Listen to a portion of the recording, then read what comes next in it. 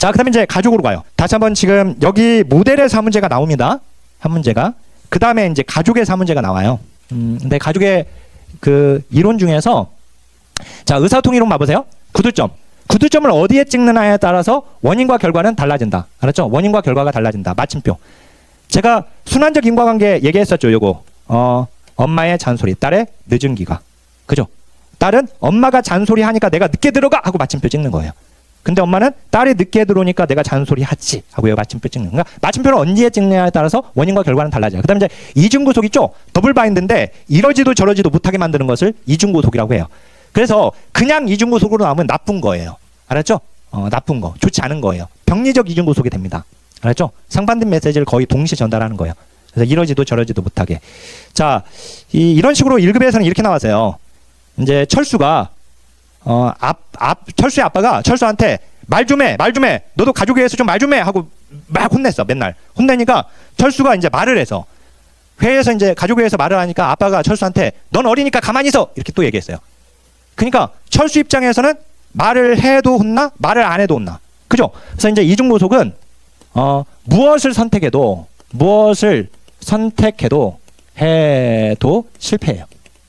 근데 이제 이건 병리적 이중구속이고 이건 병리적입니다. 그냥 이중구속으로 나오면 병리적 이중구속이에요. 근데 치료적 이중구속이 있어요. 치료적 이중구속은 자, 무엇을 선택해도 해도 성공해요. 이 차이예요.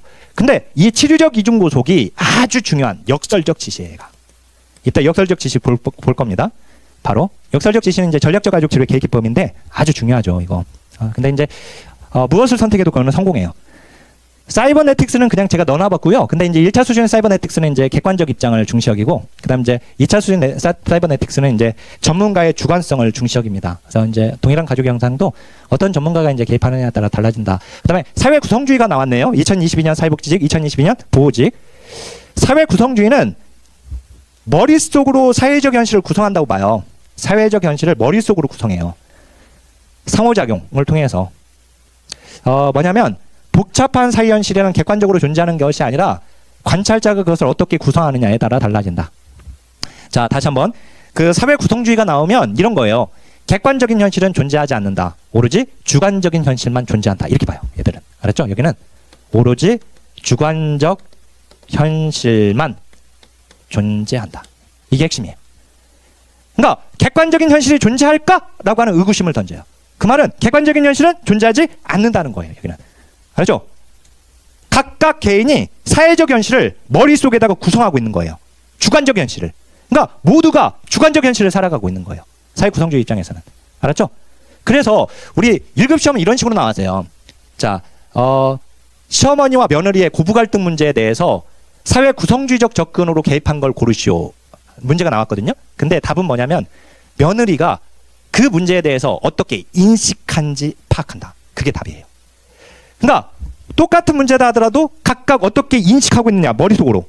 알았죠? 문제를 어떻게 인식하느냐에 따라 달라지는 거예요. 주관적인 현실이니까. 알았죠? 그래서 이제 보면 외적으로 동일한 현상도 개인의 믿음, 전통, 관습에 따라 다르게 인식하기 때문에 간주한다. 이해되죠? 이게 핵심이에요. 두 번째가. 현실에 대한 사회적 구성은 서로 대화를 통해 이루어져요. 그리고. 알았죠? 현실에 대한 사회적 구성은 대화를 통해서 이루어지는 거예요.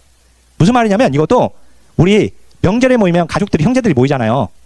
저는 이제 오남 일녀 중에 막둥인데 형님들이 이제 다 나이가 많고 이제 저 나이 차이도 많은데 옛날에 저는 이제 중학생 때 형님들은 다 이제 다 사회생활하고 막 그러다 보니 나이 차이가 많이 나다 보니까 학생 때 이제 형들이 한 명은 전남에 살고 한 명은 저희 포항에 살고 한 명은 서울에 살고 막 이렇게 막 전국구로 이렇게 살다 보니까 고소득을 치더라도 각 지역마다 고소득 규칙이 다르잖아요.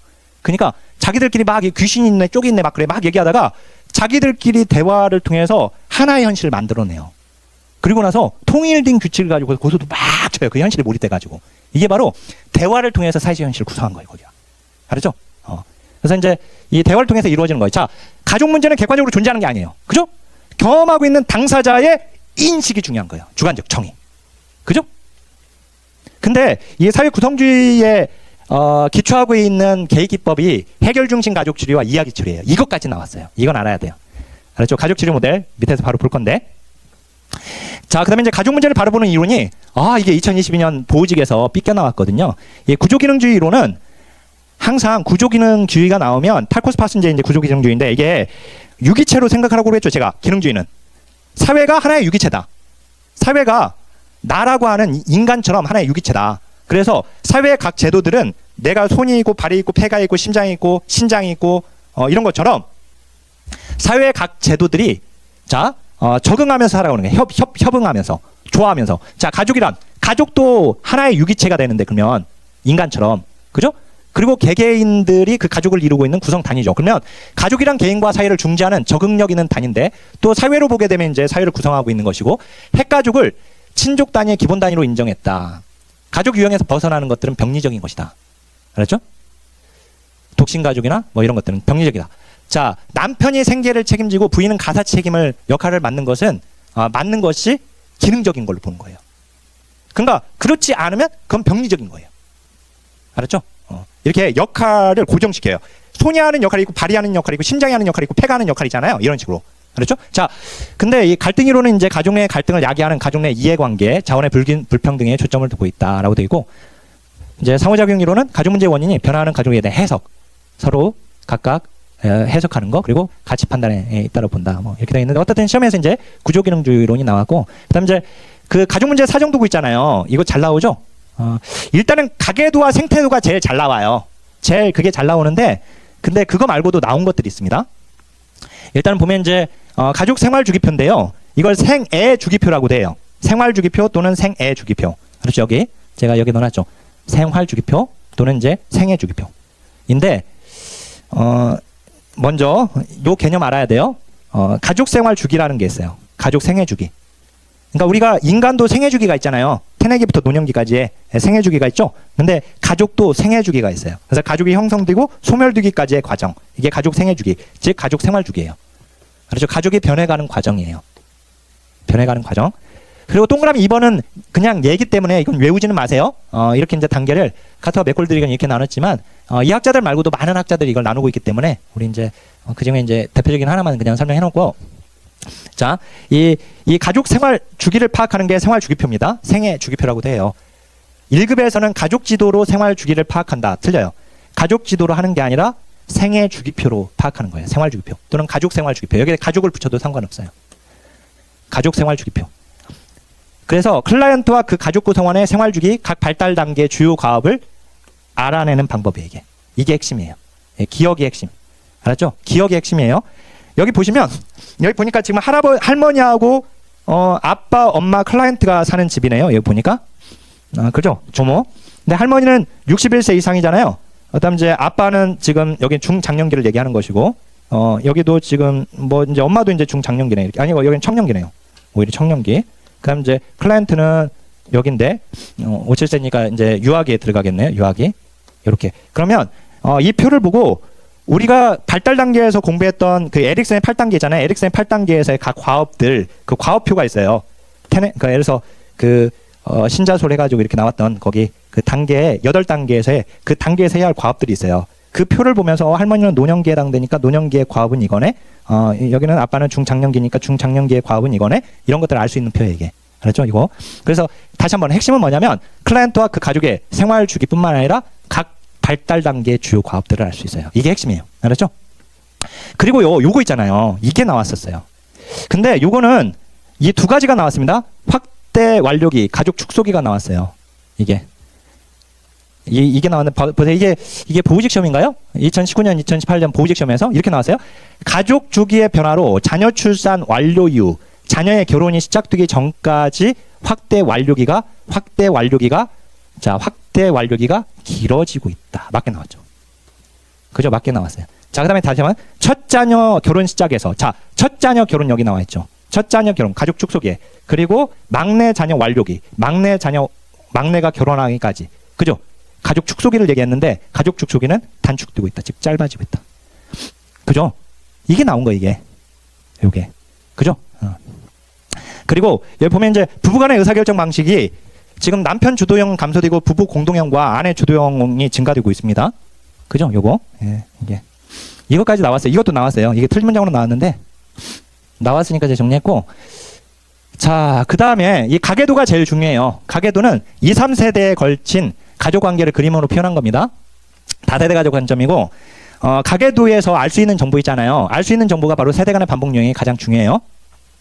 그 다음 이제 생태도도 중요하죠? 잘 나와요. 앤 하트만이 이제 개발했습니다. 클라이언트의 환경 사정 도구고요. 가족 내부에 대한 이해와 외부와의 연결이에요. 이거 중요해요. 가족 내부에 대한 이해도 가능하네요? 맞아요. 가족 내부에 대한 이해는 가계도 아니에요? 근데 여기도 해당돼요. 가족 내부에 대한 이해뿐만 아니라 이제 외부까지 연결되는 거예요. 알았죠? 그리고 개입을 진행하는 과정에서, 개입을 종결하는 과정에서 이제 생태도를 반복적으로 사용하고, 자, 그러니까 생태도는요, 환경, 자원 이런 것들이 막 들어가요. 환경 또는 이제 이 자원의 유무 이런 것들이 들어가요.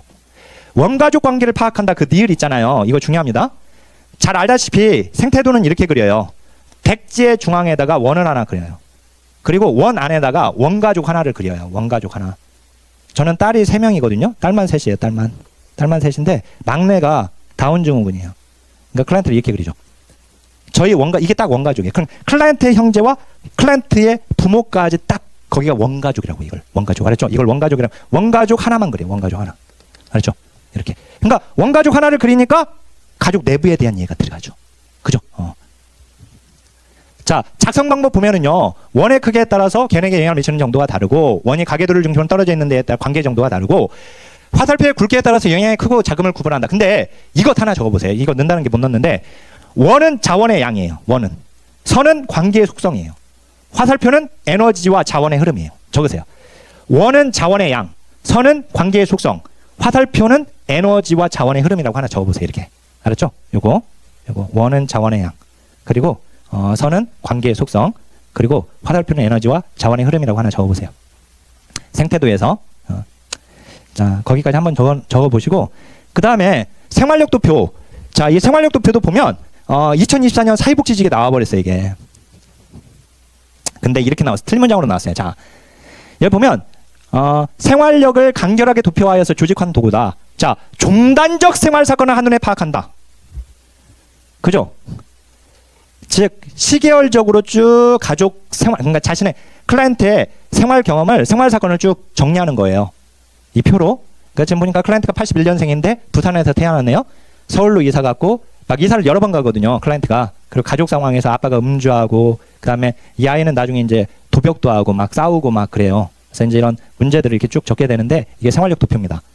그러니까 생활 사건을 시간의 흐름별로 쭉 정리한 표가 바로 생활력 도표예요. 그러니까 표잖아요. 표로 정리해요. 알았죠? 근데 그 OX 문장 봐보세요. 이게 2024년 사회복지직에서 나온 문장이에요. 옳지 않은 문장. 생활력 도표. 클라이언트의 사회적 기능을 파악하는 데 필요한 요소를 사정하는 도표이다. 아, 저는 이 문장 보고 깜짝 놀랐어요.